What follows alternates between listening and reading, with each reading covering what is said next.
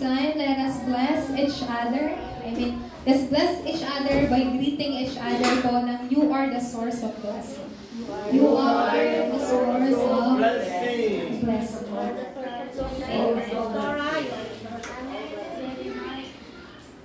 Amen po. So, this very day is a blessed day po. I mean, not just this day because it's a worship day and it's a Lord day. But for children of God po, ang araw-araw po nating buhay ay punong-puno po ng pagpapala.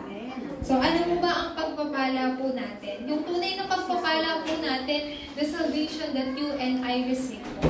Wala na pong mas ikukumpara pa po sa pagpapala po na ibinigay po sa atin ng Panginoon. And I really pray po sa oras po or through the word that you will receive po, ay ma-realize nyo pong tunay na you are under the grace of God. This is the most important thing po. So, it seems like na yung problems natin is endless. Parang hindi natatapos. But you have to realize the fact po that your life is under the grace of God. Amen po ba? Amen. When we say it's under the grace of God, you are under the power and authority ng Panginoong Diyos. Kaya nga po, para sa araw po na to, God has given us the message regarding the grace of Passover. So, maybe most of you doesn't know the word Passover po. So, pero ang isa pong salita po ng Passover, ibig sabihin po niyan ay nilampasan. Yung katulad po ng binasa po natin sa Tagalog version po, nilampasan po. Nilagpasan po. That is the meaning na Passover po. So, during this time po, as you all know po, lagi naman po namin sinasabi po sa inyo kapag oras po ng ating pong worship. Di po ba? Yung mga Israelites po, they became slave ng Egypt for 400 years. Di po ba? Bakit po? Ano yung reason why they became slave po ng Egypt sa loob ng 400 taon? Kasi po, they did not follow and they lost the covenant po sa madali pong salita. So sa pinakamadali pong salita, these Israelites, they are people of the covenant just like you and me po. They are children of God just like you and me. But even though they are children of God, they lost this covenant po. Meaning to say po, kahit anak sila ng Diyos, they did not realize na itong covenant na ito ay nasa kanila and they lost the vision po. And they turned their back to the Lord and worship idols po. Yun po yung pinakamasakit po doon. They turned their back to the Lord and worship idols. So what was the result po? They became slave ng Egypt for 400 years. But do you know, ano po yung ibinigay sa kanila ng Diyos? This grace of Passover.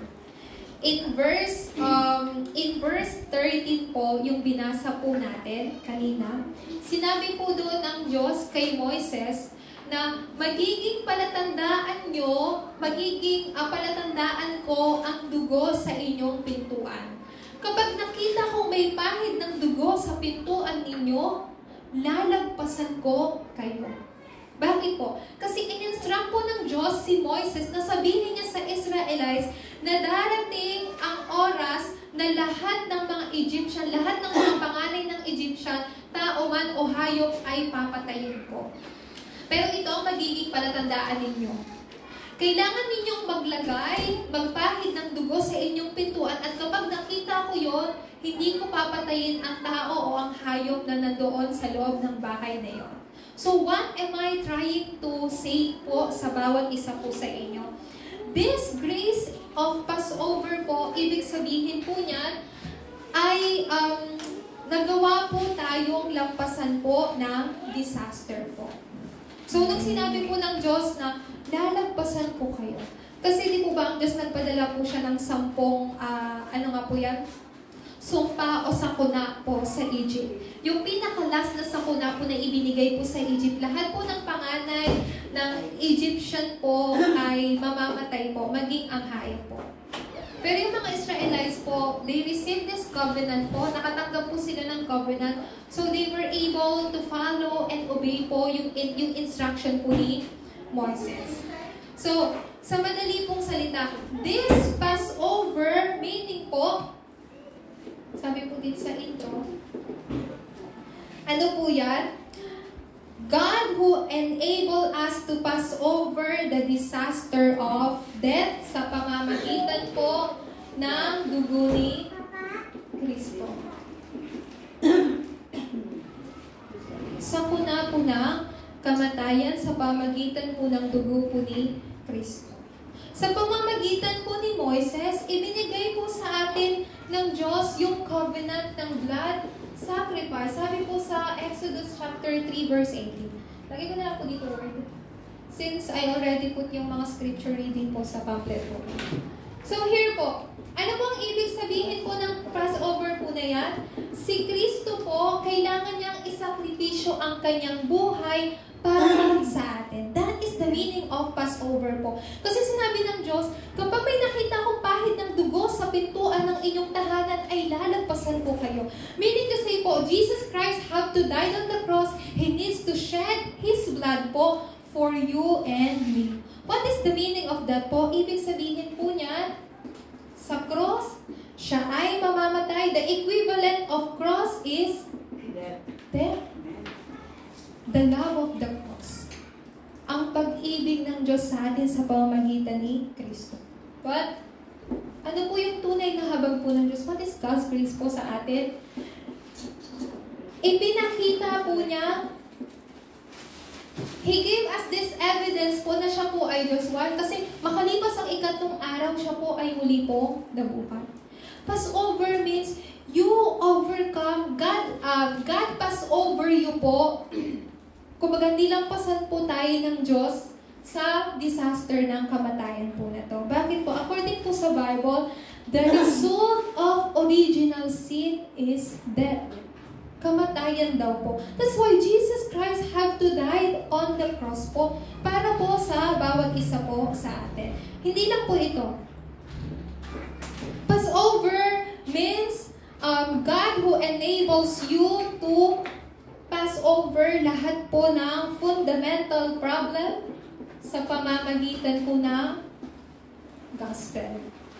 You know po, there's countless problem in this world po. Countless. When we say countless, hindi po mabilang na problema.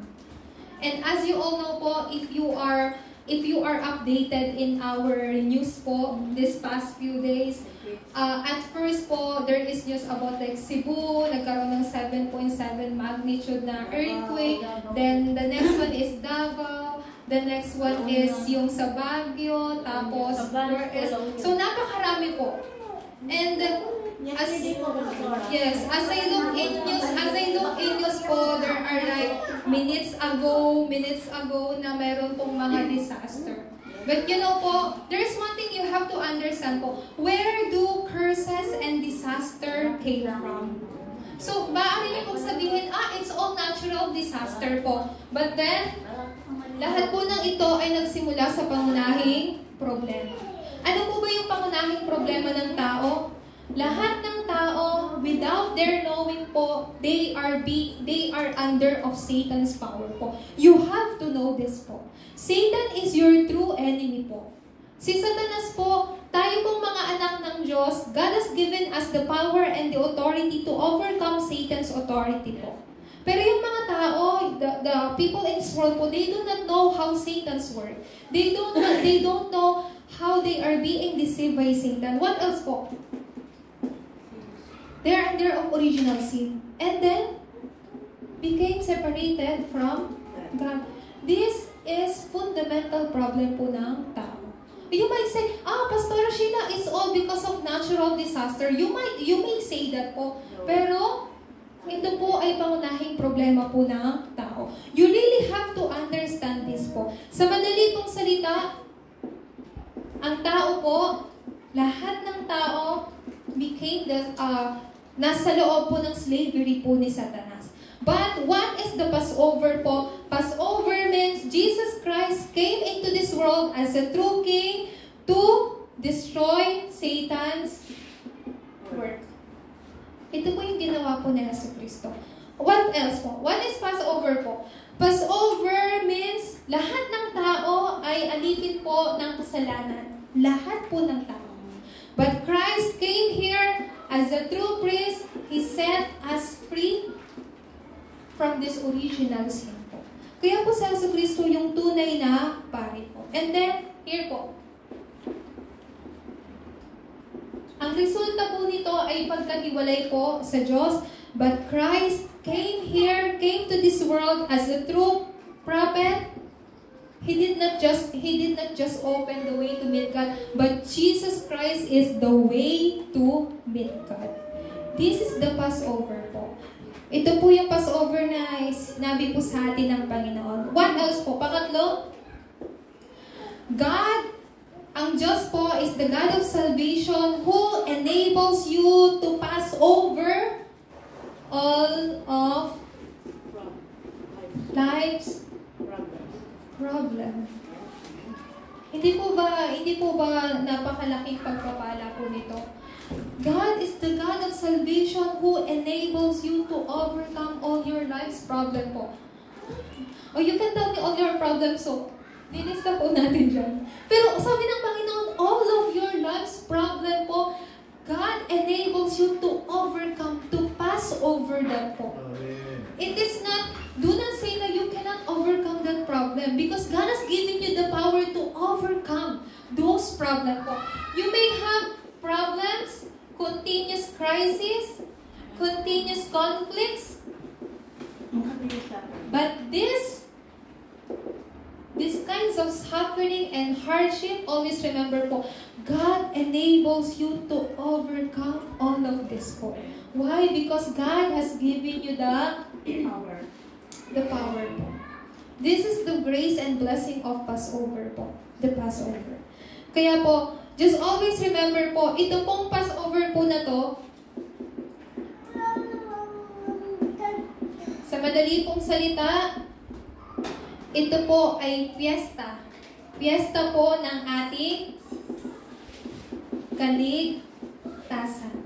You know po, when Israelites followed clearly the instruction of Moses po, when they put the blood of the lamb po on their doorpost, God passed over them.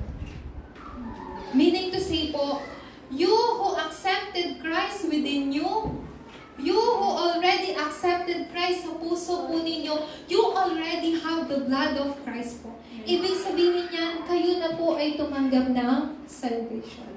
So, Passover, meaning po ay yung you always remember na it was my day of salvation.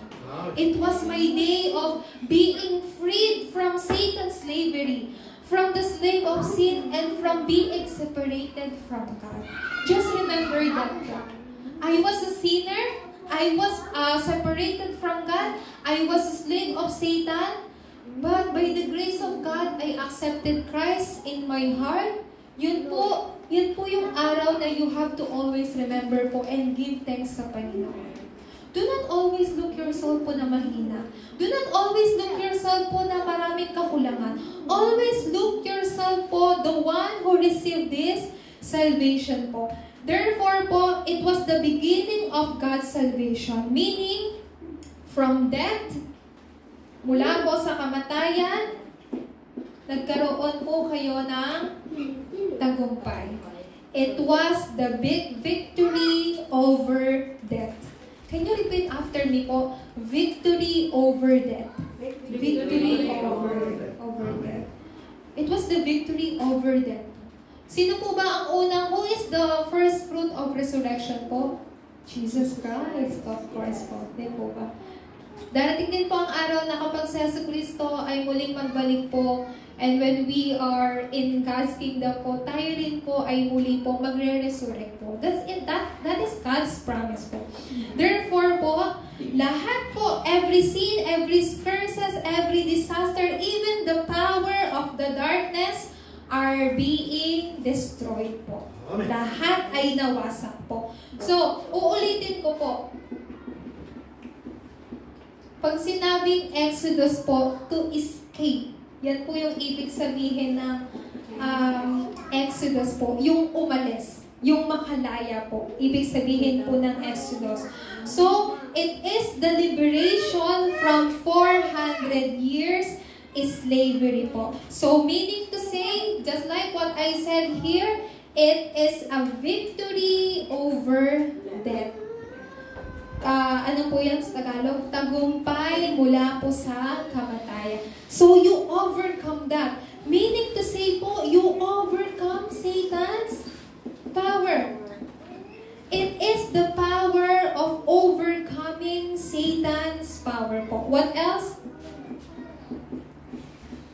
Even the background of hell is being overcome po. Being crumbled down. Lahat po ay na-overcome ninyo. At pangatlo po, the power of hate. Meaning to say po, ano nga po yan, will not overcome you. The meaning of this is, hindi po yung kayo yung nag-overcome. Cannot overcome you. Di ba po ang sabi sa Matthew chapter 16 verse 18, the power of hate will not overcome you. Hindi po ibig sabihin na you will overcome, but will not overcome you. Meaning to say po, because Satan knew that you possess Jesus Christ, even though Satan wants to, to destroy you, but he cannot do it po. Bakit po? Kasi po, Satan cannot overcome you po. Amen po ba? Satan cannot overcome children of God. That is God's promise and covenant po sa inyo ng Panginoon. It is not this thing po, I want to overcome Satan, I want to. No po. Satan cannot overcome you. Why? Because you have the power of Christ po. What else? Ano pa po? This Passover, it is the meaning of every curses and disasters are overcome po. Curses and disaster cannot overcome you po. Curses and disaster cannot overcome children of God. Sa madali pong salita, problem cannot overcome you. Even crisis cannot overcome you. May mga conflicts na darating, but you can always find yung greatest answer and blessing po ng Panginoon.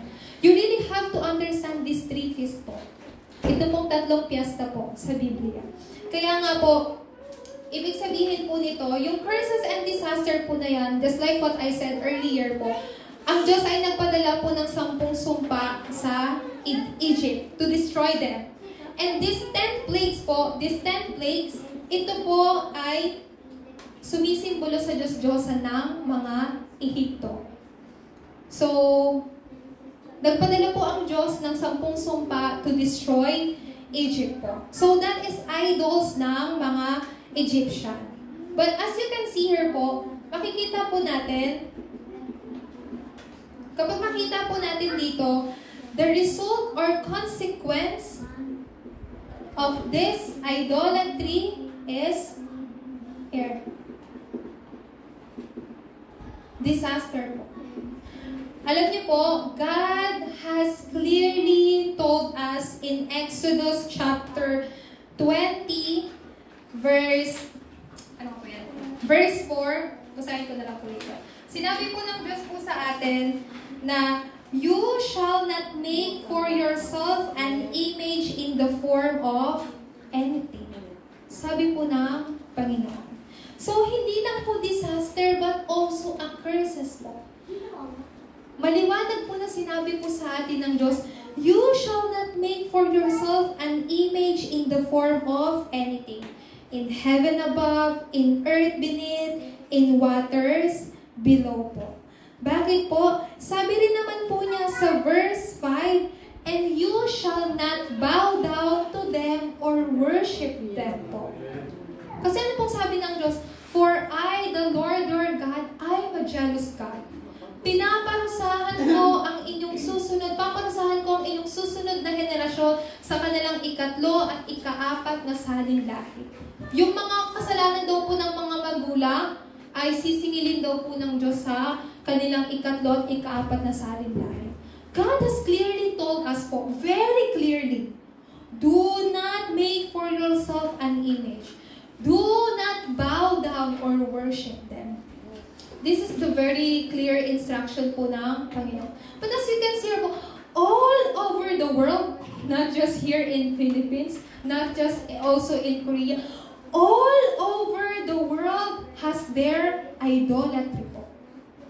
And because of that, disaster and curses are bound to come. Bound to come po.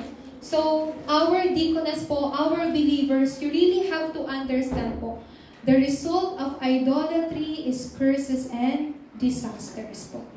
Kaya po, hindi lang po yun. But this is God has given you His endless grace. What is God's endless grace po? In Exodus chapter 20 verse 6, you have to listen carefully po. But showing love to 1,000 generations of those who love God and keep His commandments. Sabi ng Diyos, that those who love me and keep my commands, I will show my love to them for their 1,000 generations. Sabi po ng Diyos sa verse 5, paparusahan ko ang inyong salilay sa ikatlo at ika-4 ninyong salilay. Pero kung susunod ka sa akin, pagpapalain ko yung libo-libo mo henerasyon. Ano pong tawag natin dyan? This is endless grace po ng Panginoong Diyos. You know po, every time po na yung mga Israelites po, nagkakaroon sila ng kasalanan, God always embraced them. Laging ang Diyos nagbibigay ng solution po sa kanila. Ganon din po sa atin. Every time na nagkakaroon po tayo ng hindi pananampalataya, ang Panginoong Diyos po ay laging pumupunta po sa atin at binibigyan niya po tayo ng kanyang salita. So do not ever have the doubt sa salita po ng Diyos. And after this event of Passover, yung mga Israelites po, they have to journey po, magkaroon ng journey. Saan po? From here, from Egypt, they have to go to the land of Canaan po.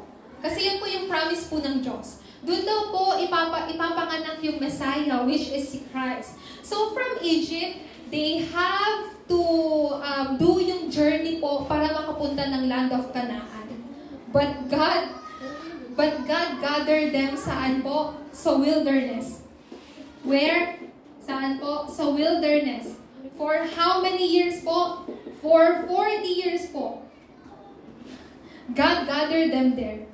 So right now po, you can see yung wilderness po ay yung buhay din po natin. Pag sinabi pong wilderness po, there's nothing to eat there, there's nothing to drink there, as in wala kang makikitang view. Ano lang? Ano nga po ito? Pipira-pirasong lang mga puno, tapos puro mga sand lang. Wilderness po. But you know po, during this time of wilderness, sila po ay sinamahan po ng Diyos. God showed them His power sa kanila po. So in wilderness po, wala po silang makita. There's nothing they can do po. Pero ang Diyos po ay nagbigay po ng pagkilos po sa kanila. God showed them His word po. So makikita po natin yan dito po sa Acts chapter 2 verse 1 through 4 po. You know po, there is sometimes po, may mga pagkakataon po na may mga bagay na hindi po natin kayang gawin sa buhay po natin. And from there po, mula po dyan, pinapakita po ng Diyos ang kanyang pagkilos or paggawa sa buhay po natin. So, during time of wilderness, alam niyo po yung ibinigay po ng Diyos sa mga Israelites po? The pillar of cloud and fire. So, during the day, ang Diyos ay nagpapadala po ng pillar of cloud po para sila po ay gabayan. And during the night, God guides po through the pillar of fire para makita po nila yung dinadaanan po nila. So God never, discard them. Hindi po sila pinabayaan po ng Diyos. So, ibig sabihin po niyan, the Pentecost po, this is the feast of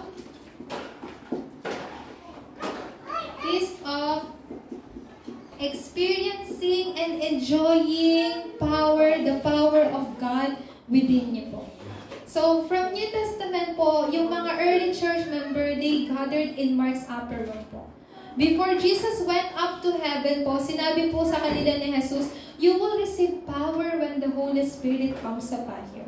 And holding on to the covenant, they gathered in one place po. They gathered in one place.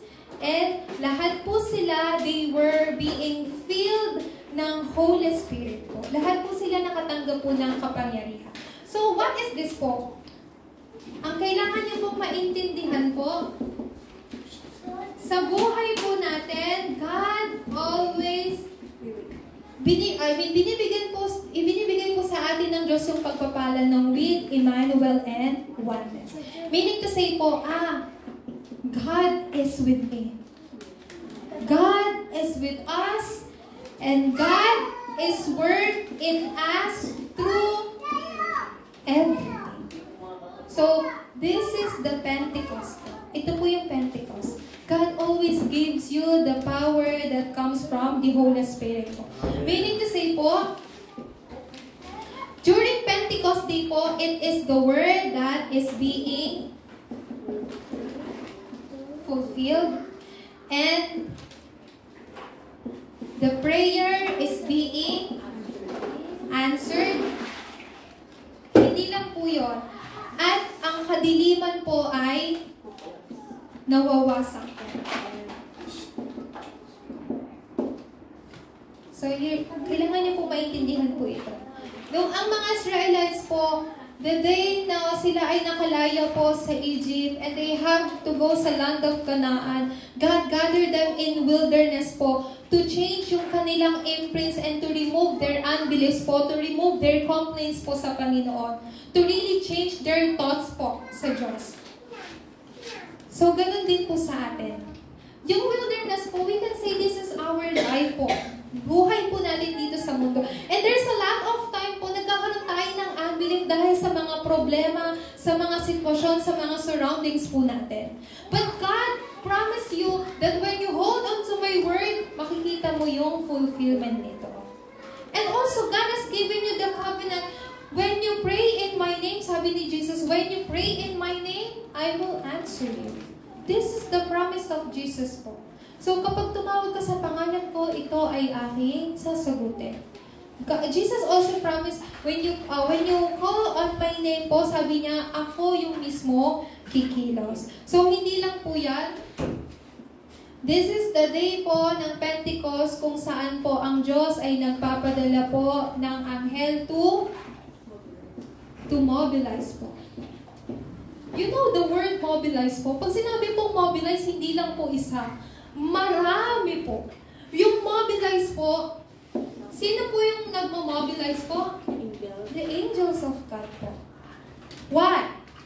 To help you po and to protect you. You know po, every Saturday po, we do evangelism po with our young remnants. Before we go to the field po, lagi po kaming nagpipray. We always pray po.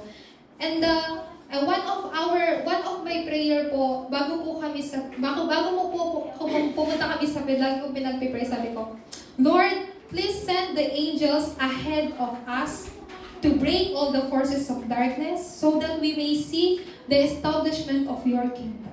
That is the most important thing po. How about yung mga adults po natin? So, like for example, si Sister Camille and si Deaconess Jen, you always wake up in the morning po to prepare foods for your children po.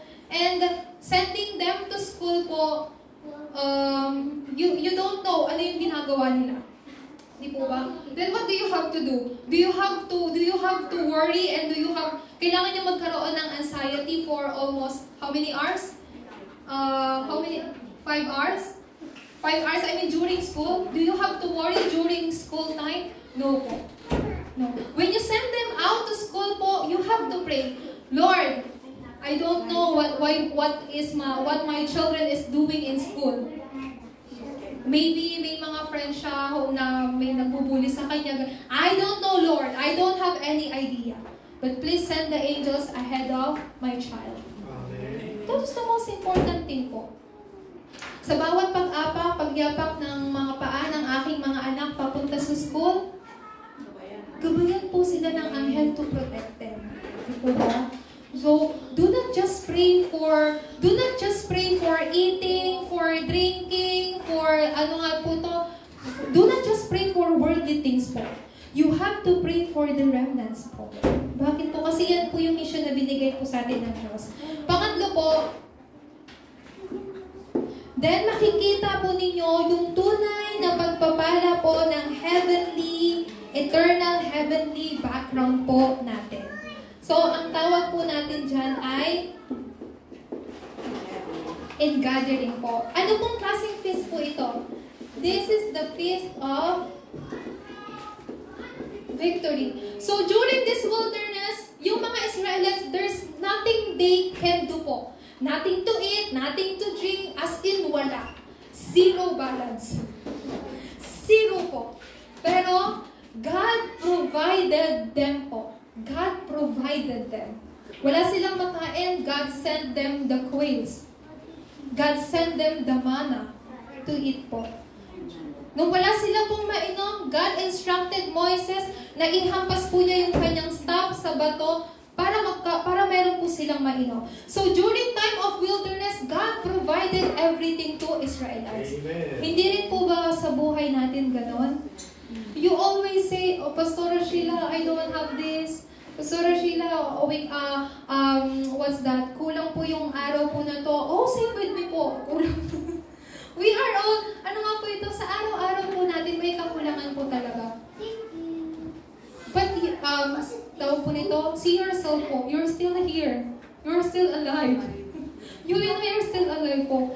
Isn't this the thing na dapat po natin ipagpasalamat sa Diyos?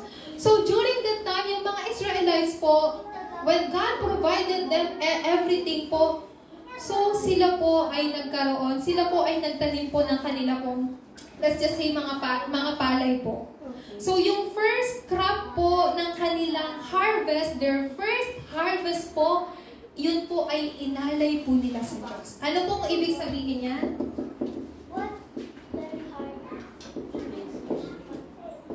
It is a thanksgiving po. Kasi they were able to overcome yung time of during po nila sa wilderness. Because they were able to overcome that. There's no reason for them to give thanks po sa Panginoon. So on November 16 po, we have Thanksgiving worship po. So during our Thanksgiving worship po, please carefully think about the things you have to give thanks sa Panginoon. Of course, salvation is our most, very important na dapat ipagpasalamat natin sa Panginoon. But during this, year ng 2025, there's a lot of things na you want to give thanks sa Panginoon. So, carefully think about yung mga bagay na dapat niyo pong ipagpasalamat sa Panginoon. Kaya po, tignan po natin, ang ibig sabihin po nito, yung ingathering po, it is the heavenly background po. God's heavenly background. What is your background po? It's heavenly. When we say heavenly, it's God's throne. When we say God's throne, you're experiencing the power and the blessing that comes from this throne. Ito po ay covenant po ng Diyos sa kanya pong mga anak. Your background is heavenly background po. Mula po sa langit. And from there, God is giving you the power and His blessing po. Ito po yung dapat na ma-enjoy po ninyo everyday. This is the lifelong answer na binigay po sa inyo ng Panginoon. So, hindi lang po yan. Makikita po ninyo yung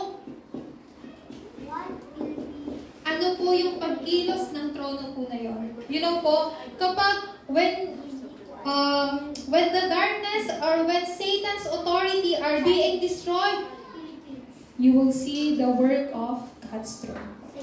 So, hindi lang po yun. Kapag makita po ninyo yung pagkilos ng trono po, makikita po ninyo yung pagwasak ng kadiliman. At ano ba pong pinaka-importante po dito? Having this Thanksgiving po, ibig sabihin po nito, kasi meron kayong bunga. Di yung mga Israelites po, they gathered their harvest po, their first harvest, and they offered to God po. So, seeing that fruit po, ibig sabihin po nun, you're standing as a witness po. Just like for an example po, every day si Deaconess Luz na enjoy yung 3 feast na to. And people become curious. How Deaconess Luz was able to overcome all of her problems? Amen. Deaconess Luz has so much problem than I. She needs to take care of her grandson. Pero why she look so happy? So, seeing that fruit na nakikita po ng ibang tao, people become curious po. Meaning to say, you are standing as Christ witnesses po. Then one day, that someone will come to you. Deaconess Luz, what is your secret? And then Deaconess Luz will tell, because I have this Christ in me. And that's how evangelism work po. That's how evangelism work po. Kaya po, ang pinaka-importante po dito sa lahat, para po sa ating conclusion. Wala po tayong space ng conclusion. So anyways po, ang pinaka-importante, pwede ko po bang burahin to? Sa atin pong pagtatapos, ano po yung dapat po ninyong mapanghawakan? Kailangan po ninyo pong panghawakan po the blessing of enjoying the greatest answer po. Ano po yung greatest answer po ninyo? Yung pinakamalaking kasagutan po ninyo, your greatest answer is being called as Christ witnesses po. Kasi kayo po ay nagkakaroon ng bunga po na yan. So, sa lahat po ng problema, from all of the problems po, lahat ng problems, all problems po, God has given you these 3 answers. You overcome this. You know po, pag sinabi po kasi you overcome this is not your power po. But God has given you the power to overcome all problems. Or sa mas magandang salita, problem cannot overcome you. Amen po ba? Amen. Mas maganda po yun. Do not just say, I can overcome this problem, but you have to confess, this problem cannot overcome me. That's more good. That's much better. That's much better po.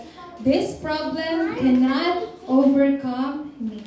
Why po? Because inside of this, lahat ng problem po, laging ang Diyos ay nagbibigay ng kasagutan. Hindi lang po kasagutan, He also give you renewal po through conflicts by holding on to only, and He is giving you opportunities po. There is always opportunities in crisis po sa pamagitan po ng paghawak sa salita po ng Diyos. Kaya po, ano po yung dapat nyo lang ma-discover? You have to discover the blessing of discovering God's plan. God's plan is not just God's plan po, but God's plan is absolute po. Absolute. Hindi po nagbabago. So, meaning to say po, sa lahat po ng bagay, makikita niyo po yung only. What is this only? Becoming only ng Acts 1, 3, and 8. What is this po? You are becoming this is person of only. Can you confess po? I am a person of only. I am a person of only. Or Lord, I want to become a person of only. I want to become this kind of person po. I want to become this kind of person who holds the answer ng only po. Kahit sa mga problema, kahit sa crisis, kahit sa mga conflicts po. Kaya po, pangalawa, do not forget this po. God's guarantee sa inyo po, binigyan po kayo ng guarantee po ng Panginoon to overcome everything po. To overcome. This is God's guarantee. You know po, pag bumili kayo ng appliances, meron pong 1-year guarantee. Ibig sabihin po nun, kapag masira yung appliances na binili po ninyo, within 1 year, pwede pa po yung palitan. Pero God's guarantee, look at me po. Eternal. Amen po ba?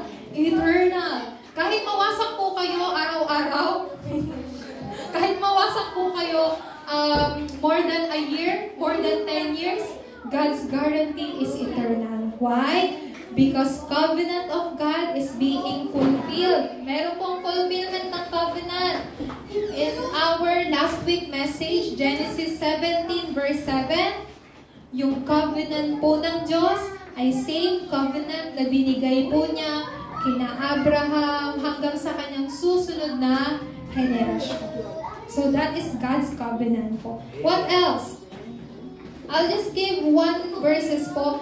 Jeremiah chapter 33 verse 3. This is God's guarantee to you eternal. When you call on my name, I will answer you and tell you the great and unsearchable things you do not know. Amen po ba? Amen. So you have to receive the blessing of the fruit ng Holy Spirit. Pangatlo po, pinakalas po. You have to go into assurance po. We have 7 assurance we told you. Tama po ba? Then, what do you have to do here po? Confirm. As you enjoy this Passover, Pentecost, and in gathering po, you are confirming your 7 assurances po sa loob po ng salita ng Diyos. So, I really pray po na throughout this week, may you go inside of the grace ng Passover po. Amen po ba? Amen. You cannot overcome your problem po without Christ. You cannot overcome your problem po with your own power. But God has given you the power to overcome that po. Ang sabi ko po kanina, problems, crisis, curses, disaster cannot overcome you po. Cannot. Amen po ba? Amen. Palakpakan po natin ang Panginoon. So tayo po ay manalangin po. Let us all pray. Our Heavenly Father God, we give you thanks eternally po. Salamat sa pagbibigay po sa amin ng mensahe po na ito for us to really understand po kung ano po yung pagpapala po ng Passover, Pentecost, and in gathering po, Lord God. Throughout our lifetime, Panginoon, kinakailangan po namin ng kapangyarihan po na magmumula po sa inyo. Let us all experience po, Lord, yung power and blessing po that really comes upon your throne and to stand as Christ's witnesses po kahit saan man po kami naroon. Ito po ang aming dalangin sa tanging pangalan ni Jesucristo. Amen.